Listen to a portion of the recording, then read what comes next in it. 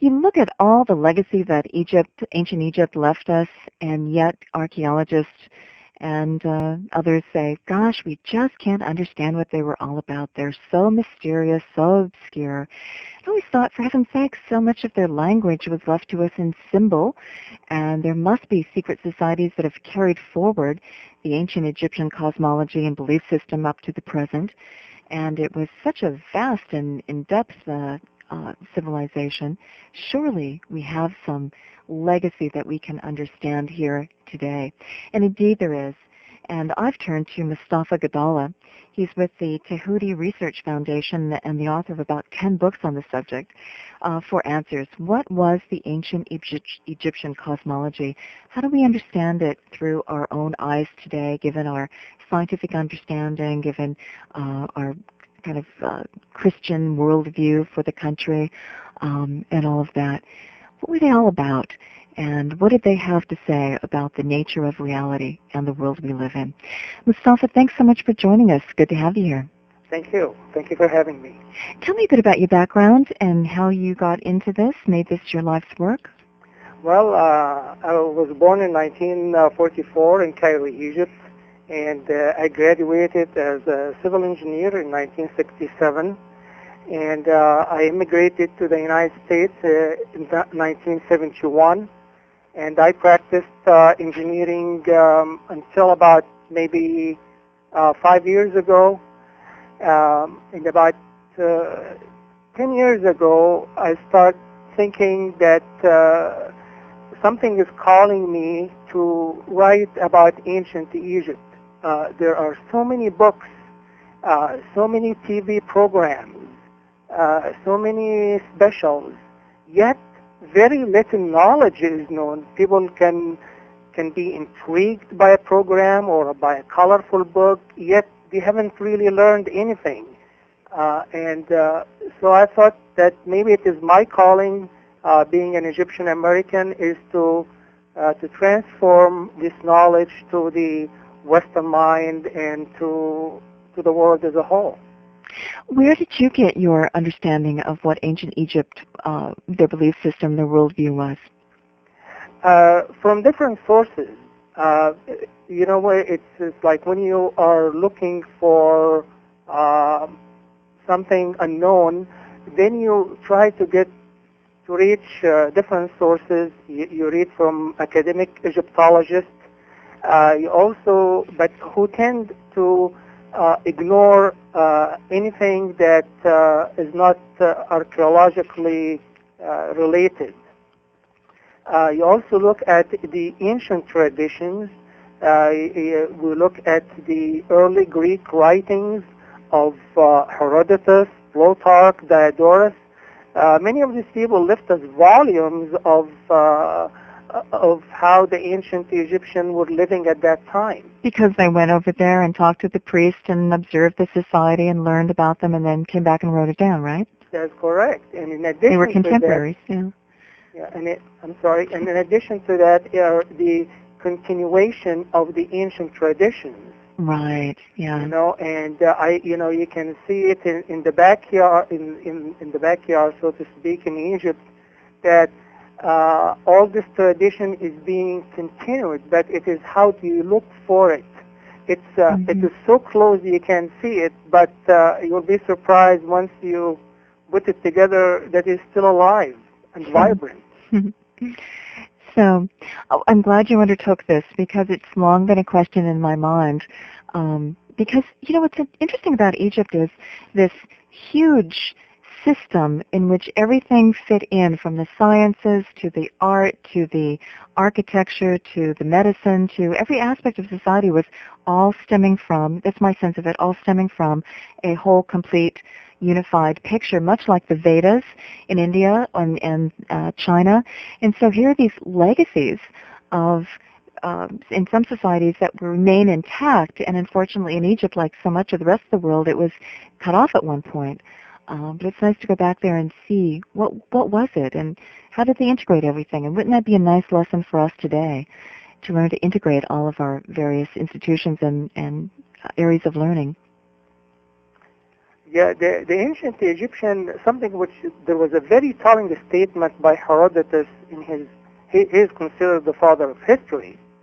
And Herodotus, after traveling to many countries, he wrote this very powerful statement. He said, of all the nations of the world, the Egyptians are the happiest, healthiest, and most religious. Interesting. And if you look at these three words that he used, happy, healthy, and religious, and you put them together, this can reflect their total cosmic consciousness. They felt, and until now in Egypt, in many parts of Egypt, they feel in the unity of the universe. And if I want to summarize what the Egyptians really believed in and adhered to, two words only: cosmic consciousness. At one with the cosmos. There's a sense of it, isn't there? Right. You are everything that you do as above. We translate it in the Western literature as above, so below, and as below, so above. I think it's so important, one's worldview. And if we're not happy with the worldview that Western civilization has given us, I'm not, I think it behooves me, to go seeking what are the alternatives, because the way that our society is and the messes that it's in, I think are connected. And this isn't the only way to see the world or to experience the world or to understand the world. But there have been better systems in the past, and let's draw what's useful from those and apply them to today, and let's, make it up as we go along, I guess. It's part of the adventure of life. That's correct. I agree. So, and certainly Egypt had one well worth studying. So how did you begin to put the picture together to reconstruct this ancient cosmology and worldview? It came, like I said, from, the reading of the different things and reflecting. But what did you start drawing out from each of those, and what pieces did you put in place? The first book that I wrote is called, about 10 years ago, Historical Deception, The Untold Story of Ancient Egypt. And what I did is that I tried to cover 46 subjects of ancient Egypt and relate them to our daily life right here in the USA.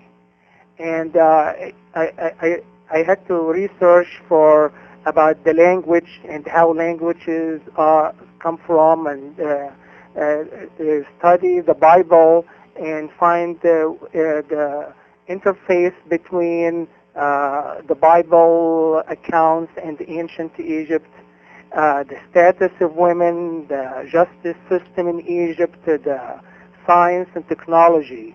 And that was the real opening for me to go and pursue all these different aspects. Because they all had an underlying foundation of a worldview, right?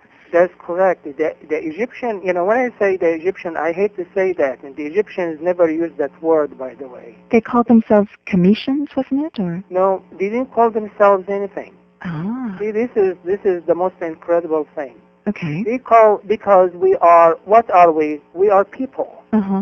There was no, it is that the word Egypt really, actually, is a Greek word. It is not an Egyptian word. The Greek's name for them. The Greek word for them. Otherwise, they didn't call themselves anything, because we are all human beings. It's just like when we talk, we say we are all human beings. And so their thinking and their culture and their all aspects of their life are really very humanistic. Yeah. They don't want to call it anything. I also think that you need to believe that it's a benevolent universe out there that makes sense and that has a spiritual dimension to it in order to achieve that happiness and health and spiritual components in your own life. So your view of the world around you plays a large part to your own psychology, or vice versa. That's correct. Optimistic people have an optimistic worldview, and pessimistic people follow suit for their worldview. Right. Okay, I'm going to ask you a couple of my basic questions, and I want to So we'll weave this together. One of the first was, you see all of these gods. One of the most obvious things about looking at the legacy ancient Egypt left us is a lot of gods. Female gods, male gods, gods of this, gods of that. And for me, it's like, okay, my guess would be, and I want you to tell me about this, my guess is they're just celebrating these various aspects of nature, of the universe. They're personifying them, but it's really one cosmic intelligence that they recognize that has many different expressions within it. There's a very good explanation of it, that the Egyptian believed only in one God, but to use a word that to say God, I mean, when you say, so what is God? So when you say what is God, the answer to that will be the attributes and the powers of this one God. And these are what the ancient Egyptian called the Nitru, or they are translated as gods, as many gods and many goddesses. They are all the attributes and the powers and the qualities of the one God. For example, if we want to take Tehuti or Hermes, well, that represents the intelligence and the manifestation and the action. If we want to take Horus, for example, Horus represents the consciousness, the will, the cause. Rather, if we want to start talking in philosophical terms, then we are going to be talking a lot of abstracts. But the Egyptian, in order to get the people to focus on the issue, so they personified that aspect, this philosophical aspect. They personified in Horus or in Isis or in Osiris. I must say, it makes it easier to relate to it, and I think their whole language and the symbols they used and all of that made concepts more holistic and easier to grasp in the mind. I know that when I was in Egypt, I was always attracted to the Sekhmets, these beautiful black granite lion goddess statues, and I thought, well, why would that be? Well, she represents, fire and female power and even anger when justified. And I thought, I need to come to terms with that in my own self. I'm at a stage where I'm accepting more of that and bringing that forward and learning to use it wisely. And I thought, there's a reason. So it was just easier to relate to in that form. That's correct, because Sekhmet represents the fiery aspect of nature. Therefore, all the statues of Sekhmet in Egypt are made from granite. Which is born of the fire of molten lava, right? That's right. See, so everything was totally, you cannot in Egypt differentiate between theology and art and medicine and things. All these things are related to each other. And so coherent in there. So coherent. Yeah. And this is really the aspect, the main thing in the universe, it is that sense of the unity of the universe. And the logic of it, everything fits together in its place. It's a very comforting feeling. Yeah. Do you know that the word religion, now it's our perception and using of the word is really different than its original meaning. Oh, to stitch together? Yes, it's to bind and to put together. Yeah. So it has nothing, so the word religion unity in its original meaning has nothing to do with following a dogma or following the procedures or being divisive. Or believing in one thing, and you must believe in that thing in order to be in the right track. No, it is to bind it and to put it together. Yeah. Speaking about binding and putting together, the Big Bang, you say, is right there described in the Egyptian texts. And I won't go into this, but there's some interesting phallic symbology, I think, that goes along with that in terms of the creation story in ancient Egypt. But tell me about that and how we view the origins of the universe as well. Well, the Big Bang was represented in the ancient Egyptian text that the big sound. All ancient Egyptian texts, and there are several of them, all over the place. They are all unified that the word began with a big sound. Big clap. Yeah. Yes. The bang. Okay. Oh, I never thought of the Big Bang as a big sound, but bang is a sound. Right.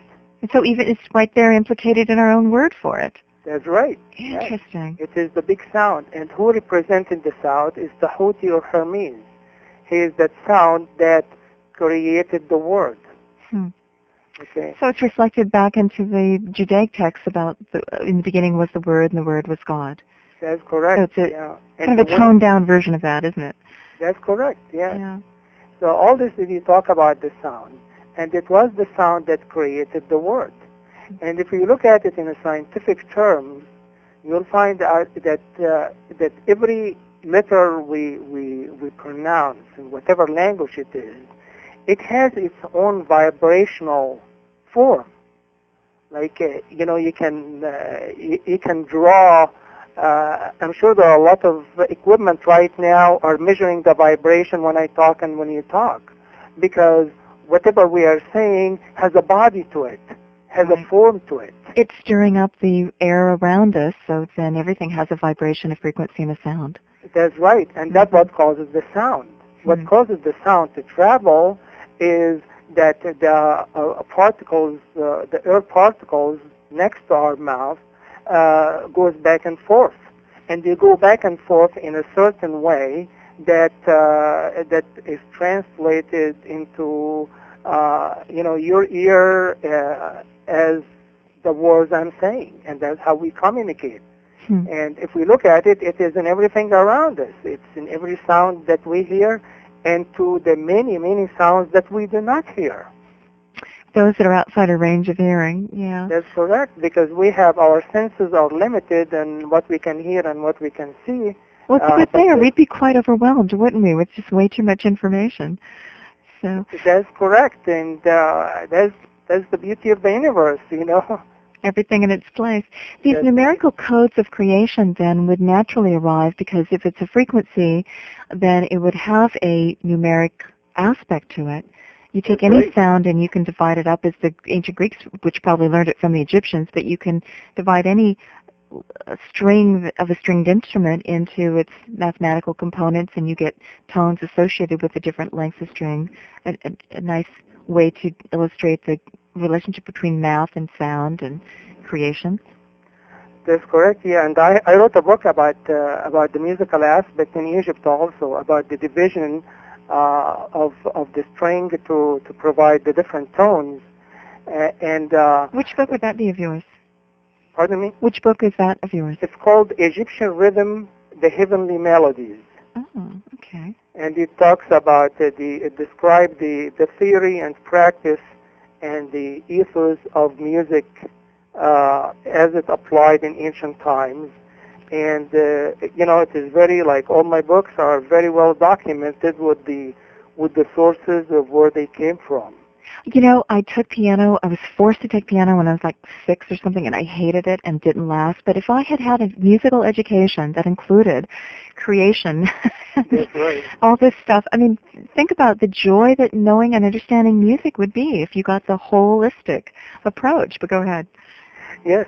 As a matter of fact, in Plato, in the Republic, he wrote about the ideal laws that the Greeks should follow the Egyptian example by having the music as a mandatory subject for learning their children. Oh, yeah.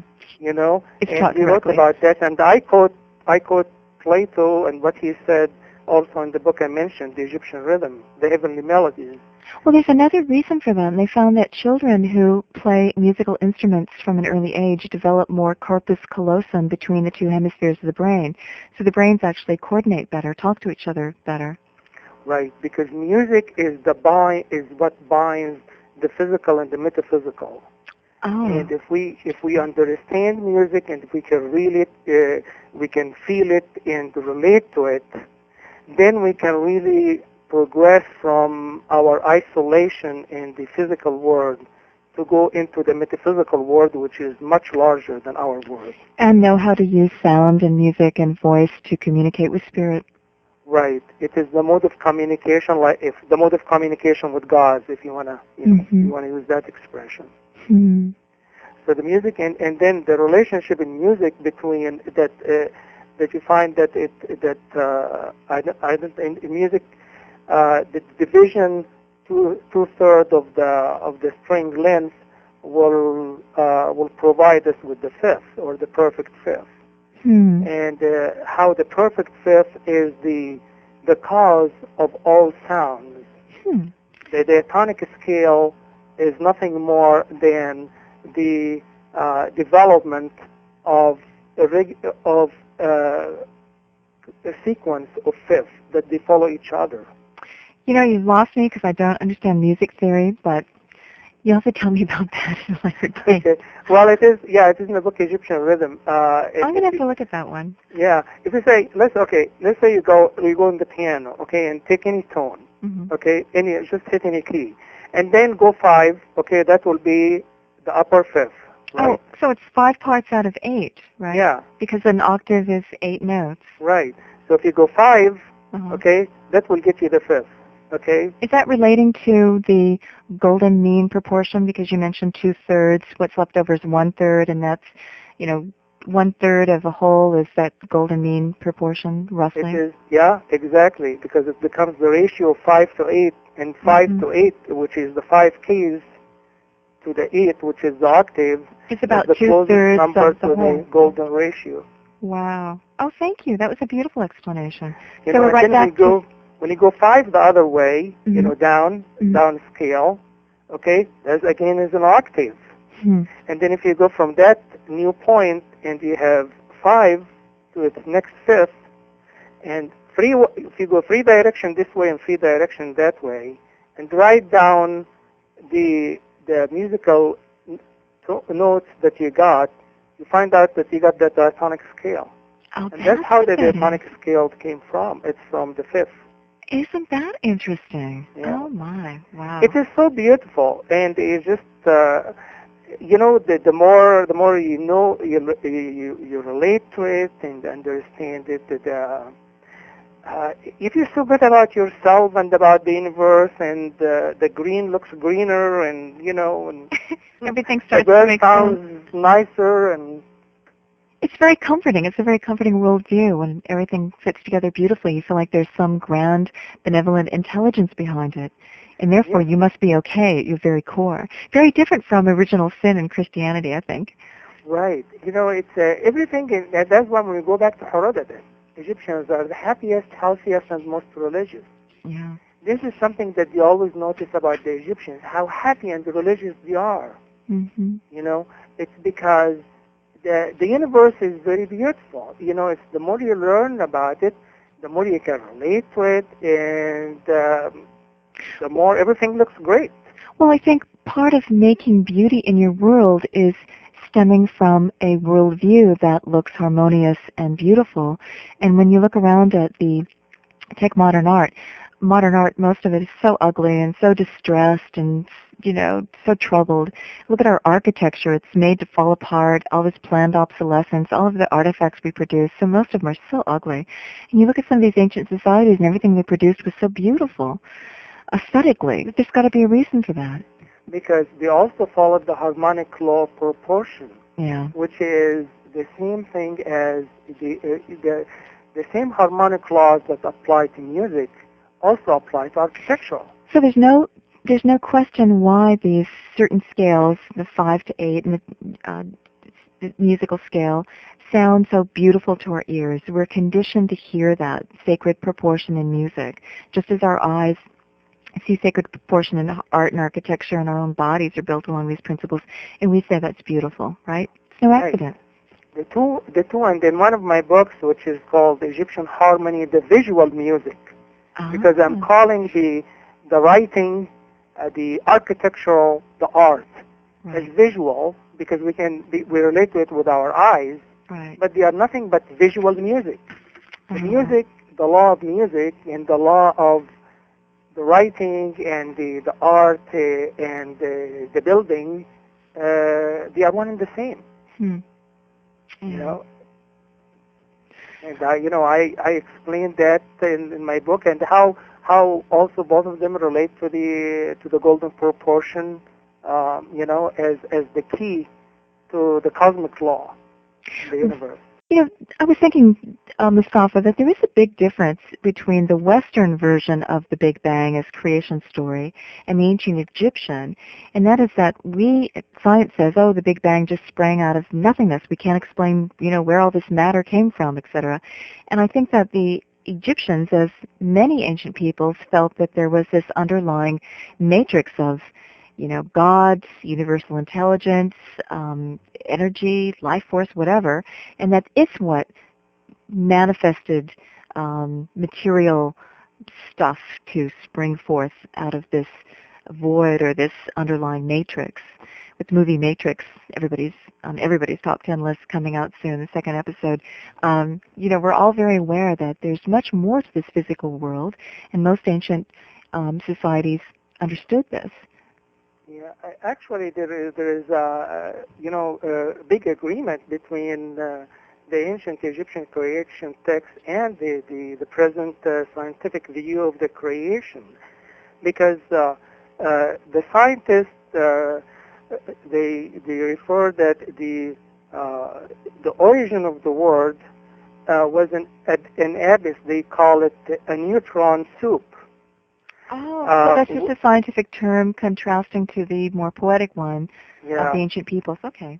And the ancient Egyptians described that the same thing, that the origin of the world was a liquidy, endless, without boundary and without direction, chaos. Mm-hmm. And the neutron soup is a cute way of describing the scientific reason for that you do not have an organization. You don't have an order to your atoms where you have, the nucleus is in one place and proton and electron are rotating at a certain number and certain distance at certain speed. So it would be rather chaotic and soupy. Yeah. It will be chaotic, and therefore they lost that, and therefore they call it the neutron soup. So in regard to that, both the Egyptian and the modern science agree to that, and then the modern science also agree that it is the sound, the Big Bang, is what caused the shattering of this origin of the universe. And again, this is the ancient Egyptian description of what happened in the beginning of the world. And what's going to happen at the end is the big crunch. So I guess from an expanding universe, then it pulls back in on itself, I guess, and crunches. Right. And then right now we are in the expansion stage. Yeah. Right now the universe, all the galaxies are moving away. We are still under the effect of the Big Bang. And so we are still, the universe is still expanding outwards. And it is going to reach a point where this expansion will stop, and then a contraction will begin, where things are going to come back together again. Now, how did the Egyptians come up with this? Were there sages practicing spiritual techniques to, grok this directly, or, they didn't have all the instrumentation so we have today to collect data and form a theory? Well, I think the secret for that I'm finding, the more I'm following that secret, the more I'm finding things are falling into place very, very quickly in my mind. Mm-hmm. And as I referred to you earlier, I'm a registered professional engineer. Mm-hmm. So I'm very scientific in my livelihood. Mm-hmm. See, the secret is that the universe is very simple and few cosmic laws. They keep repeating themselves on different scales.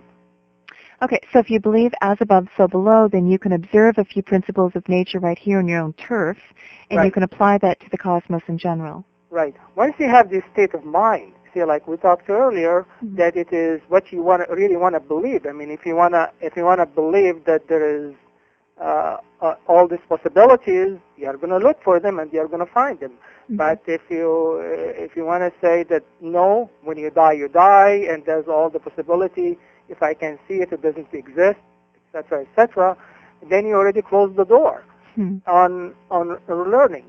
But once you have this state of mind that everything is related and it is applied as above, so below, then you are going to find that everything falls into place, and you find that you are learning much more quicker, all kinds of things. For example, in the book Egyptian Cosmology, I talk about the planetary law, or the first planetary law, which is that our solar system, that the orbit, for example, that the orbit of the Earth around the sun is not in a circle shape; it is an elliptical shape. And you could observe that with the proper sightings and observations right here on Earth, right, and understanding of the seasons and all those clues. You could put that picture together. I can see that. Yeah. Right. Now, if you want to believe it or not, that the same law applies to the social structure in Egypt. Oh, tell us about that. And the same law applies to music. Mm-hmm. Like if you go to in my book Egyptian Rhythm, you're going to find the same laws applying there. So the astronomy, and then the same law applies when the smallest cell. Mm-hmm. So if you have this state of mind, it is not that if you have this kind of state of mind, then you're going to find all kinds of things are falling into place. Right, and that you know a lot by observing one realm, you can apply that to the next realm. That's correct. It's just, for example, like we talked earlier about the golden number. I mean, the golden number does not only apply to art and the structure. The golden number also applies to the human figure. Right. The golden number applies to music. The golden number. So if you believe that this cosmic laws apply in all aspects of chemistry, physics, engineering, science, art, whatever, you are going to find that it does. So all of a sudden, you are gaining lots of knowledge because you are open to such an idea. This partially explains another question I've had for some time, which is when you look at the whole legacy of Egyptian art, it all looks the same. It all, within a few variations, but it's all pretty much so structured. And I kept thinking, well, where's individual expression? And, what were they beating the artist over the head saying, oh, you can't draw that way, you've got to draw this way, or whatever. But maybe the patron was the state, which was trying to say, look, we want all of our society to be integrated and coherent, and of course we're going to use these principles in art and architecture because these are what we deem to be the most reflective of what the universe is all about in the first place. Right. Yeah, I'm reading here because the Egyptian has a canon of proportion, again, based on the cosmic laws. So why would they want to go outside that canon when it's it is nature. Yeah. I mean, once we want to stay in tune with nature. So if you want to stay in tune with nature, then you want to know what nature is and follow it. An imitator, yeah. And by doing that, then you become the happiest, healthiest, and most religious. Like how this said. Here I'm reading. This is holistic health in its broadest sense of the term, right? Down to your very essence. I'm reading here what Plato said again about the Egyptian art, that it has a canon. He said that the pictures and statues made 10,000 years ago are no one particular better or worse than what they now make. So he was talking about even 10,000 years before his time, that everything is the same. Everything follows the law of nature. It is not that the artist did not have the freedom to express themselves and all this stuff. No, it is what are you using this art for? I mean, if you are using it for temple, then what is the function of the temple? I mean, the temple is not an art gallery. The temple has certain function, and to reflect nature, to reflect God's handiwork, to reflect this intelligence that Yeah, permeates everything. Yeah. It is the communication center between the above and the below. Between human and spirit. Right. Between matter and spirit, heaven and earth, and all the rest of it. Yes. You know, I look around our world today and I go, my God, what a mess we've made of it. What's wrong with us? And just the whole idea of human cloning, stepping outside of nature, adulterating our food, stepping outside of nature, some of the technological messes, stepping outside of nature, how we adulterate everything and change it, and we can't trust nature. That stems from our worldview. Nature's bad, nature's evil, and all of this.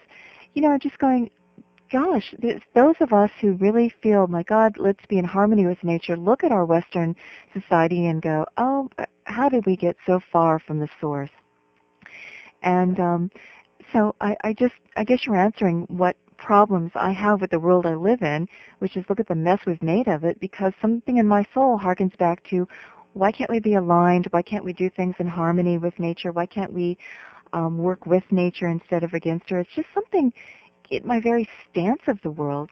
And it's refreshing to hear that there were previous societies who took that very seriously and conformed their whole endeavor to be in alignment as best they could with nature. So you're explaining a lot to me about our present woes. Yeah, well, it is good to know, so we can, we can compare, and then we can decide how we want to, improve and how we want to develop. And then we look at scientists today like Buckminster Fuller and Viktor Schauberger and Nikola Tesla and all those other scientists who said, hey, let's look at nature's cues and go with them. If we'd listened back then, a few decades ago, we could have come up with a whole better way of doing what we do. So I wonder if we'll ever learn this lesson. But anyway, that's just my own rant and anguish. Let's get back to what the Egyptians were doing. Yeah, well, you can tell the situation. You feel even, when you watch the news and whatever, watch the TV, that it's not that we are challenging nature, we are conquering nature. It's not that we trying to get as far away from nature and seek its power, which is going to make us more powerful and more knowledgeable. Right. Okay, we're cutting off the very source that could make us healthier, happier, more knowledgeable, and more powerful. What sense does that make, anyway? What are we, on a suicide mission? So another question that I have, Moustafa, is that they say that the ancient Egyptians were polytheistic. They worshipped many gods, and that a new thread of thinking is that it was Moses or Akhenaten who established the first monotheism.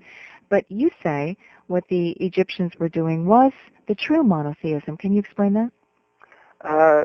Yes, it is the true monotheism to believe in one God. But when you want to talk about this one God, you want to describe and detail the attributes and the qualities and the powers of this one God. And in order to present the aspect of the one God, the ancient Egyptian used the Nitru. The Nitru actually, if you take the consonant of the word, it is NTR. This is very much related to Latin and English language. Mm-hmm. Nature.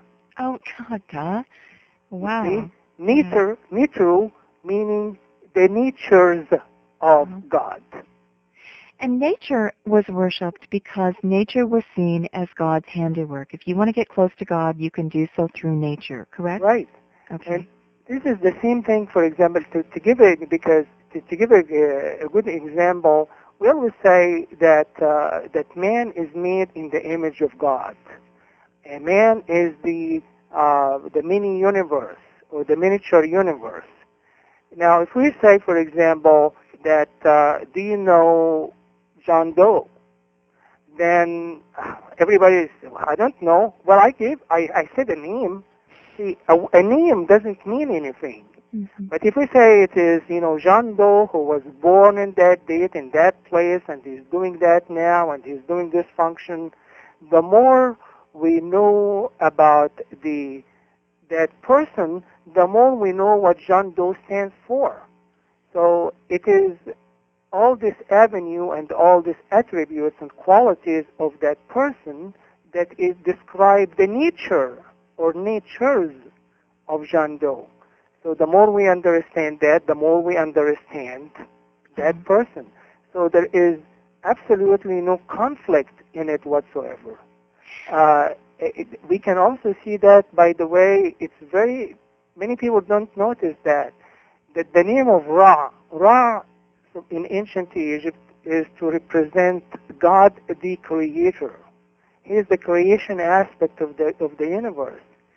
His name is defined in the litany of Ra as the one joined together, the one who is the all.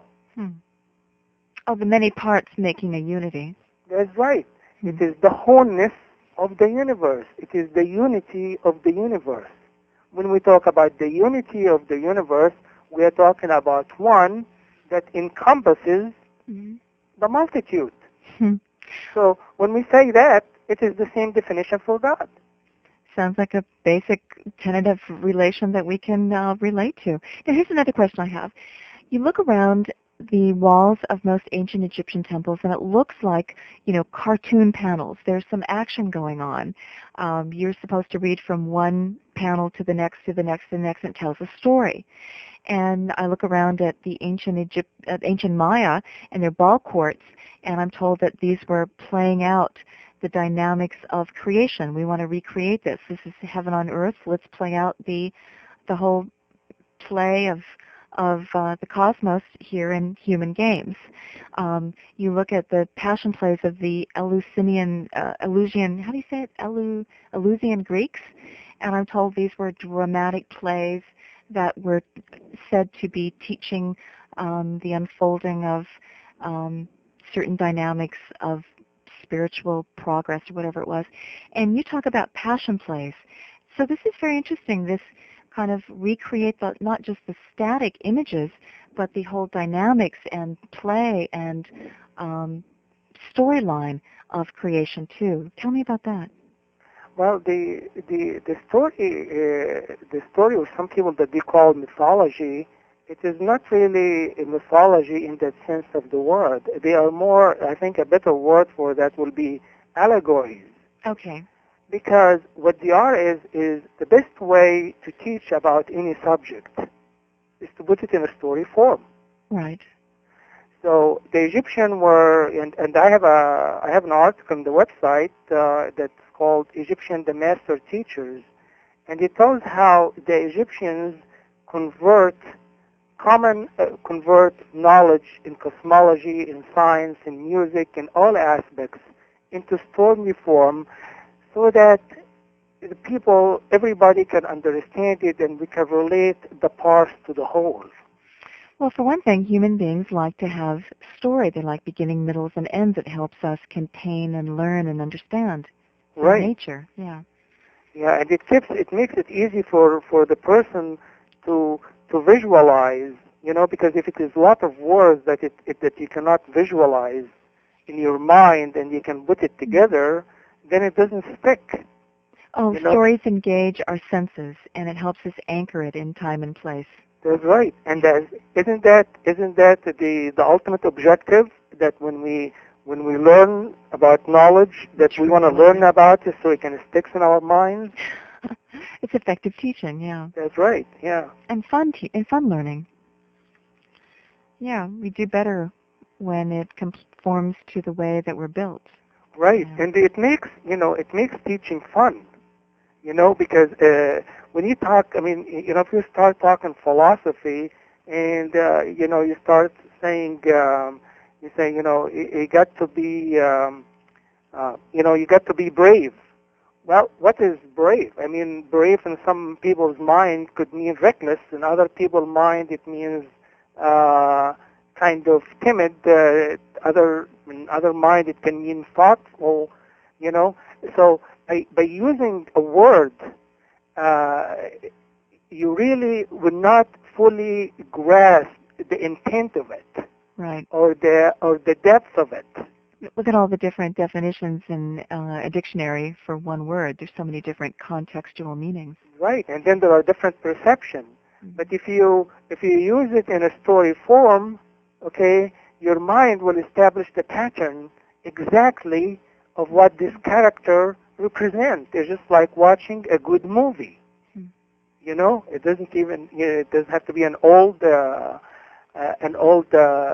drama or something. It can be even a modern movie or anything. That when you look at it, then the story will tell you what are the patterns and what are the mentality and what each actor represents. Right. It's probably why we enjoy movies today. Right, and there is nothing wrong with that. It's an excellent way of the other way also that when we learn a lot by, or we express ourselves a lot by using metaphors. Well, we're always telling each other stories, aren't we? Yeah, we are always saying metaphor. I mean, we can say, this person, his plan, got ditched. Well, I mean, if you read it literally, it doesn't make any sense. Well, the sun rises isn't literally what's happening either, so. Yeah, but when you use it in a metaphor, isn't it ironic that everybody understands exactly what you meant? It's good shorthand, too. Yeah. Communication, yeah. Yeah. So that the utilization of storytelling and metaphors and using proverbs is, still consistent in any culture and any time and any place because it is the most effective way of communicating knowledge, no matter what it is.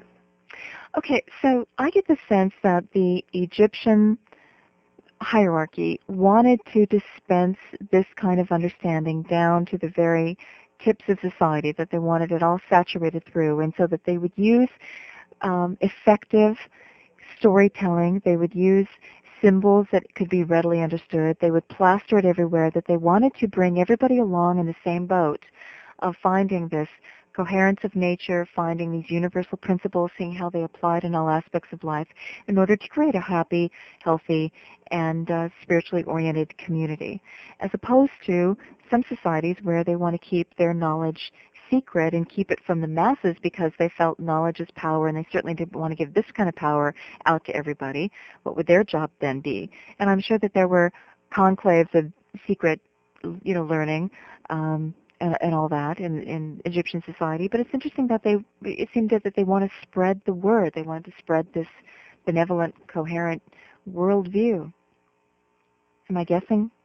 Yeah, that's correct. But also the Egyptians did not stop anybody from pursuing their spiritual path, because you can gain, a spiritual power or magical power by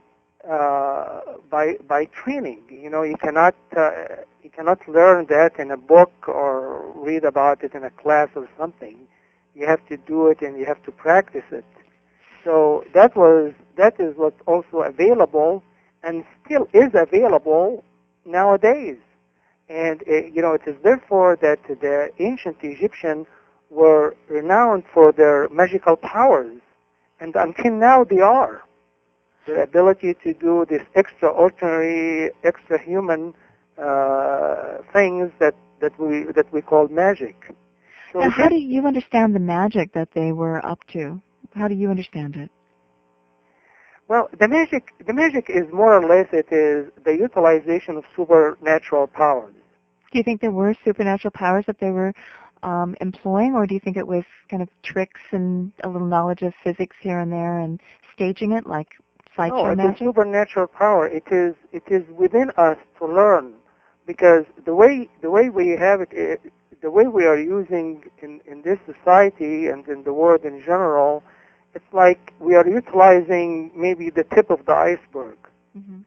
We have so much knowledge and so much powers within, then we ignore, and then many people, they even deny that it exists, and then by that they are denying themselves. But we have to learn to find this type of knowledge. And the reason that our knowledge is limited is in the Western thinking is because we want to only rely on intellect, and intellect will have to rely on the on our five senses. But our senses are restricted. I mean, we can only see so much. We can only hear so much. Well, that grows out of the material world where you believe that the senses can only pick up what's happening on the material world level, right? Right. So in order, number one is that if the person got to realize that we have limited access to the world through our senses.